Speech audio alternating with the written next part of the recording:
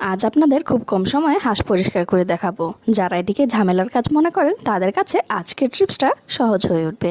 প্রথমে আমি এখানে একটি হাঁস জবাই করে নিয়েছি, আর এটিকে এখন আমি ফুটন্ত গরম পানির মধ্যে ডুবিয়ে নেব।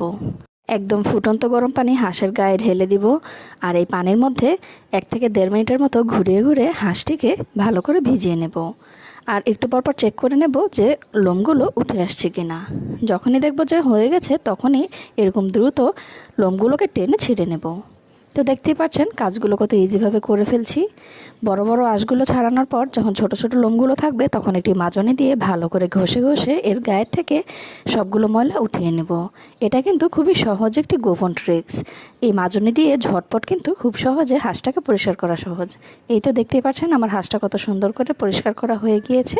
সাবস্ক্রাইব করবেন বন্ধুরা। বন্ধুরা, ভিডিওটি ভালো লাগলে অবশ্যই আমার চ্যানেলটি সাবস্ক্রাইব করবে আর লাইক কমেন্ট শেয়ার করতে কিন্তু ভুলবে না। নেক্সট ভিডিও দেখার আমন্ত্রণ রইল।